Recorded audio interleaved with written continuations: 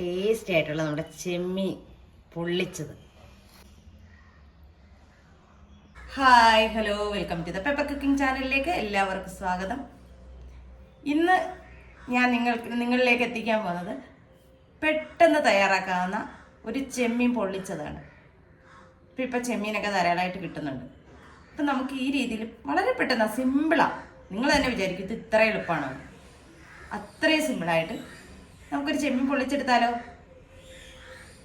വളരെ ടേസ്റ്റി ആയിട്ടുള്ള ഒരു സാധനമാണിത്.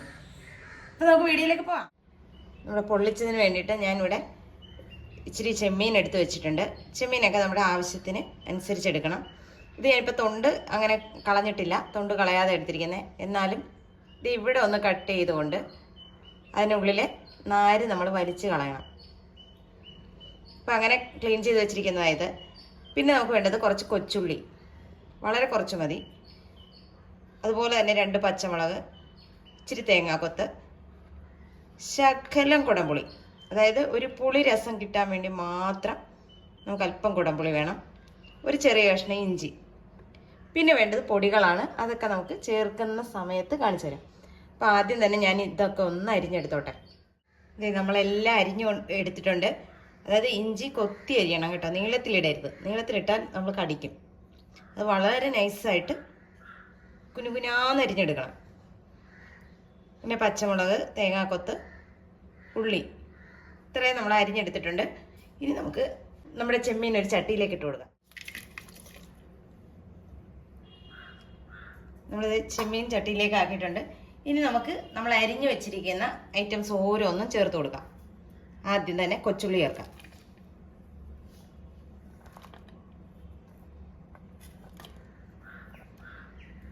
പിന്നെ നമ്മുടെ പച്ചമുളക്, അതുപോലെ തന്നെ ഇഞ്ചി, തേങ്ങാക്കൊത്ത്, പുളി നമുക്ക് പൊടിയെല്ലാം ചേർത്തതിന് ശേഷം ചേർക്കാം. ഇതിലേക്ക് നമുക്കൊരു 2 ടീസ്പൂൺ കാശ്മീരി മുളക് പൊടി, അതുപോലെ തന്നെ 1.5 ടീസ്പൂൺ മല്ലിപ്പൊടി. ഇനി നമുക്ക് വേണ്ടത് ഒരു 1/2 ടീസ്പൂണോളം കുരുമുളക് പൊടി.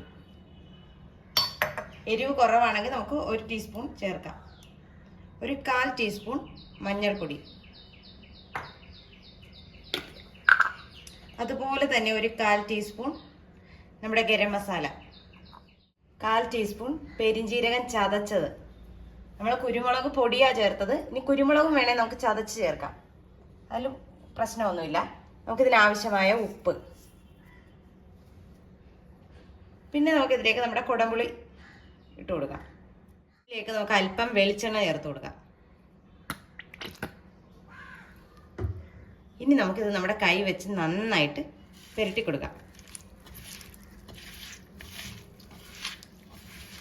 നമ്മൾ കുടംപുളിക്ക് പകരം തക്കാളിക്ക ഉണ്ടെങ്കിൽ നല്ല പുളിയുള്ള തക്കാളിക്ക, അത് ചെറുതായിട്ടൊന്ന് അരിഞ്ഞ് ചേർക്കുന്നത് നന്നായിരിക്കും, നല്ല ടേസ്റ്റ് ആയിരിക്കും.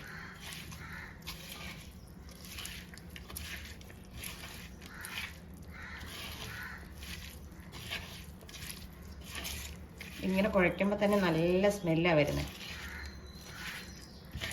ഇത് പെട്ടെന്ന് തട്ടിക്കൂട്ടി പൊള്ളിച്ചെടുക്കുന്നതാണെങ്കിലും നല്ല ടേസ്റ്റ് കേട്ടോ. ഇപ്പം നമ്മൾ ഇതിനകത്ത് ഇച്ചിരി വെളിച്ചെണ്ണ മാത്രമേ ചേർത്തിട്ടുള്ളൂ. നമുക്കിതിന് നടുക്കൊരു കുഴി ഉണ്ടാക്കിയിട്ട് നമുക്ക് അതിലേക്ക് ഒരല്പം വെള്ളം ഒന്ന് ഒഴിച്ചു കൊടുക്കാം. ഇനി വെള്ളത്തിന് പകരം നിങ്ങൾക്ക് എണ്ണ ചേർക്കണമെങ്കിൽ അങ്ങനെ ആകാം. ഞാൻ ചേർക്കുന്നില്ല, ഇത്ര മാത്രമേ ചെയ്യുന്നുള്ളൂ. ഇനി നമുക്കിത് അടുപ്പിലോട്ട് വെച്ച് കൊടുക്കാം. നമുക്കിത് ഇതിലേക്ക് അല്പം കറിവേപ്പില കൂടെ ചേർത്ത് കൊടുക്കാം. നല്ല പച്ച കറിവേപ്പില കിട്ടുവാണെങ്കിൽ കുറച്ചുകൂടെ നന്നായിരിക്കും.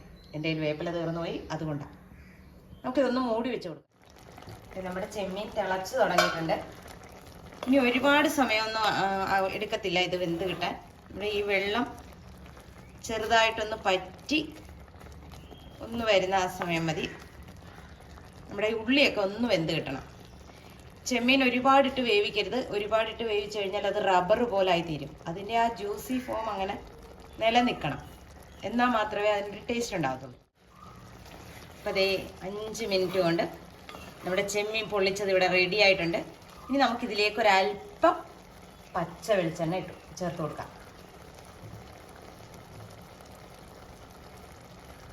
ഞാൻ ഉപ്പും പുളിയൊക്കെ നോക്കി അതെല്ലാം പാകത്തിനുണ്ട്. സ്റ്റവ് ഓഫ് ചെയ്തേക്കാം. അപ്പം നിങ്ങളും ഇങ്ങനെ ഒന്ന് ചെയ്ത് നോക്കണം. ഇപ്പം നിങ്ങൾക്ക് ഇത് ഇച്ചിരി ചാറുള്ളതായിട്ട് തോന്നുന്നില്ലേ, പക്ഷെ ഇത് വറ്റും. നമ്മുടെ കറിച്ചട്ടി ആയതുകൊണ്ട് തന്നെ വറ്റി ചാറൊക്കെ കുറയും. ഇനി ചാറ് ഇച്ചിരി കൂടെ വേണമെന്നുള്ളവർക്ക് ഇത്രയും പറ്റുന്നതിന് മുന്നേ തന്നെ എടുത്തുപയോഗിക്കാവുന്നതാണ്. പക്ഷെ ഇങ്ങനെ വെച്ച് നോക്കണം കേട്ടോ, നല്ല ടേസ്റ്റാണ്. നമുക്കെല്ലാവർക്കും ഇഷ്ടപ്പെടും. പണിയും കുറവാ. അപ്പോൾ എല്ലാവരും ഇതൊന്ന് ചെയ്ത് നോക്കണം. വീഡിയോ ഇഷ്ടമായാൽ ലൈക്ക് ചെയ്യാനും ഷെയർ ചെയ്യാനും കമൻറ്റ് ചെയ്യാനും മറന്നു പോകരുത്. നല്ലൊരു വീഡിയോ ആയിട്ട് കാണുന്നവരെ ടാറ്റാ ബൈ ബൈ.